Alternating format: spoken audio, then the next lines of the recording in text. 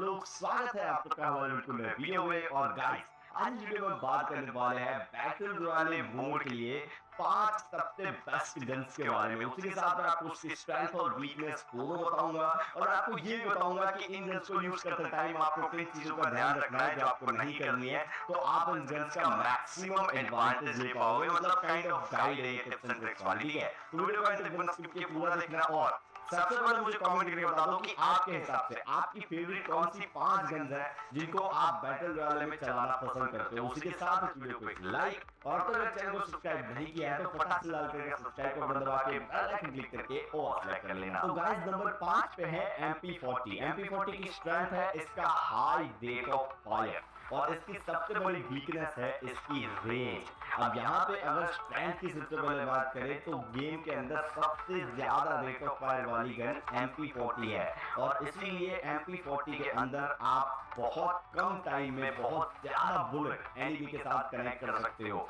मगर यहाँ पे दो सबसे बड़े फैक्टर है जो आपको इस चीज करने से रोकते हैं। सबसे पहला है इसका रिकॉइल। अगर आप ऐसा चाहते हो कि मैं बंदे को 20 गोली लगा दूंगा तो बंदे को ज्यादा डैमेज आ जाएगा, मगर ऐसा नहीं होता क्योंकि इसका रिकॉइल बहुत ही ज्यादा है। और अगर आप 10 से ज्यादा बुलेट कंटिन्यूअसली फायर करते हो तो आपका रिकॉइल कुछ ज्यादा ही हो जाता है और बंदे के ऊपर कनेक्ट करने के बजाय आड़ी टेढ़ी गोलियां चलनी शुरू हो जाती है। तो इसलिए आपको रिकॉइल कंट्रोल आना चाहिए अगर आप इस गन को चलाना चाहते हो। दूसरा, इसकी रेंज बहुत ही कम है और इसलिए आप इसको ऑलवेज शॉर्ट रेंज में यूज कर सकते हो, इसमें कोई स्कोप नहीं लगता है। और इसीलिए अगर आप बंदे को सुपर लॉन्ग रेंज में फिर लॉन्ग रेंज में मारने की ट्राई करोगे तो उसको 2-5 का डैमेज आएगा और वो बंदा इजीली ग्लू डाल के आपको आइडेंटिफाई कर लेगा कि यहाँ पे एनिमी है और फिर वो आपको अच्छी तरह से एनकाउंटर कर पाएगा और आप इस गन से एम्बुश नहीं ले पाओगे।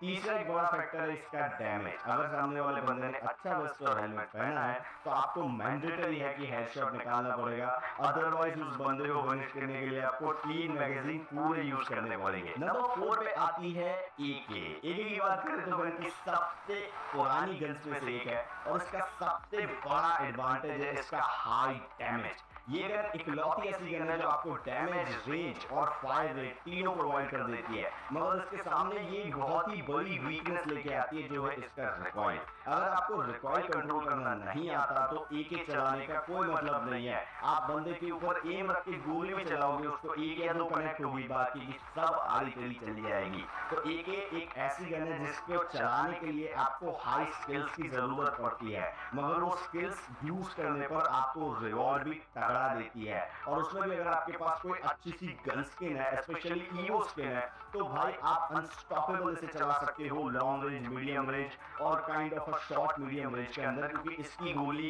कई बार विदाउट वेस्ट और हेलमेट आपको 40 तक का बॉडी डैमेज दे सकती है। नंबर 3 के ऊपर आती है MP5 और इसको MP40 के ऊपर रखने का एक ही एडवांटेज है और एक ही रीजन है, वो है इसकी चिप सिस्टम। इसके अंदर चिप लगती है और इसको जब आप लेवल 3 पे लेके जाते हो तब ये अनस्टॉपेबल मशीन हो जाती है। यहाँ पे आपको एडवांटेज के दौर पे, स्ट्रेंथ के दौर पे 2 चीजें मिलती है, एक है रेट ऑफ फायर, दूसरी रेंज, इसमें स्कोप लग सकता है। और इसका सबसे बड़ा डिसएडवांटेज है इसका डैमेज। अगर आपके पास MP5 है तो आपको बहुत ही डिसेंट रेट ऑफ फायर मिलेगा और उसमें अगर आपके पास रेट ऑफ फायर की गन स्किन है तो भाई भूल जाओ आप, ये गन चीर फाड़ मचा सकती है। दूसरा, इसके अंदर आपको बहुत ही अच्छी रेंज मिल सकती है, तो आप ऑलमोस्ट 10 मीटर से 40-50 मीटर तक इजीली इस गन से बैटल कर सकते हो। इसका एम असिस्ट बहुत ही अच्छा है। अगर आपका हाथ बैठ चुका है तो इससे आप सिर्फ रेड नंबर में निकाल सकते हो, क्योंकि ये गन बहुत ही अच्छे बंदे बहुत ही सॉलिड तरह से चलाते हैं।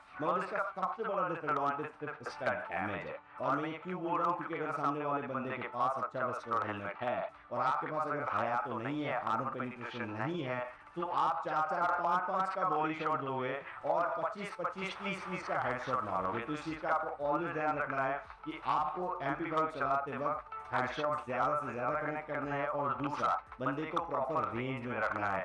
MP5 में स्कोप लगता है, आप 4x स्कोप भी लगा सकते हो, मगर 4x स्कोप में सुपर जूम करके, मतलब जूम करके बहुत दूर बंदा है उसके ऊपर अगर आप कनेक्ट करोगे तो 5-7 का डैमेज देगी और वो बंदा ग्लोअर डाल के आप कहाँ वो आइडेंटिफाई कर लेगा। अब नंबर 2 की बात करें तो वो है मेरी पर्सनल फेवरेट AWM। AWM एक ऐसी स्नाइपर है जो टिपिकली आपको सिर्फ एयरड्रॉप में ही मिलती है और यही इसका सबसे बड़ा डिसएडवांटेज है। आप AWM को सिर्फ एयरड्रॉप से निकाल सकते हो, तो आपको ऑलवेज एयरड्रॉप पे जाना पड़ता है इसको लेने के लिए।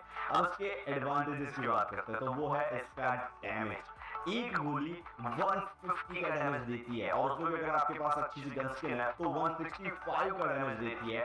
200 एचपी वाले बंदे को जब 165 की पड़ती है ना तो पहले ग्लू वॉल डाल के खुद को बचाने की कोशिश करता है और शायद यही इसकी वीकनेस भी है। अगर आपको गन स्विचिंग प्रॉपर नहीं आती है या फिर आप डबल स्नाइपर चला रहे हो और आपके पास साइलेंसर नहीं है तो प्रोबेबल चांस है कि बंदा 165 मारने के बाद खुद को बचा ले।